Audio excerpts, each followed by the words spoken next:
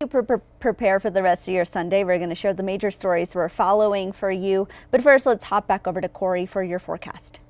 Yeah, taking a look at the temperature statewide today, looks like it's going to be a comfortable day for a lot of areas. We do have the 40s, 50s, and 60s up on the board. Then showing you how things will play out for Albuquerque for the next 7 days. We are going to make it up to a high 54 degrees today. We're going to be in the 50s till we get to Friday. We warm up into the 60s. Then on Saturday, we're dealing with a 20% chance of rain. Aaliyah, back to you. In this morning's top stories, President Trump is escalating his push to acquire Greenland, threatening new tariffs on European allies if they oppose the idea. The president says some European nations could face tariffs as soon as next month, with steeper increases later this year. The move has sparked protests in both Greenland and Denmark, and it's also pushed sharp warnings from European leaders. Lawmakers are pushing back, urging the president to work with allies through existing treaties. Protests continue in Minneapolis this morning. New developments are now emerging in the federal response. The investigation into a deadly ICE shooting is under increased scrutiny, with several top federal prosecutors in Minnesota reportedly resigning. The state's attorney general is also publicly criticizing federal immigration tactics, calling them unfair and damaging to the community. The National Guard remains on standby, while President Trump says he is not planning to invoke the Insurrection Act at this time. The 2026 legislative session starts in just a few days. House Democrats say their top priorities include the state budget, health care, and crime. With a gubernatorial election and many legislators up for re-election this year, there's a sense of urgency to move bills quickly. One major issue expected to dominate the debate is medical malpractice reform, which some say is contributing to a doctor shortage and longer wait times.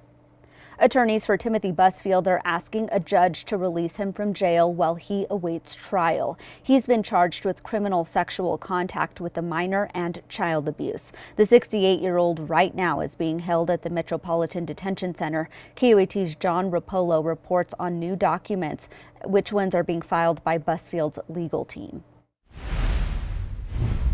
I'm going to confront these lies. Before he turned himself in Tuesday, Timothy Busfield sending a video to TMZ, obtained by KOAT, claiming his innocence. They're all lies, and I did not do anything. His lawyers filing hundreds of pages of documents detailing why he should be released. Busfield's attorneys were saying, Judge, don't believe the allegations in this criminal complaint for a number of reasons. Busfield is being accused of sexually abusing two child actors on the set of The Cleaning Lady, filmed here in Albuquerque. The allegations were first raised by the child's parents and investigated by Albuquerque police. There's a lot of information there that supports the prosecution's theory, but there's also a lot of information that's coming out that would seem to support the defense. Busfield's lawyers say an independent investigation by Warner Brothers found the allegations to be unfounded. Court filings also claim the child's parents have a questionable history. Documents or allegations that the parents of the two boys have a history of fraudulent and scamming behavior. Busfield's attorneys claiming he passed a polygraph and cleared by a medical expert in child abuse sex cases. But according to prosecutors, Busfield has a history of multiple alleged incidents but was never charged. That there were prior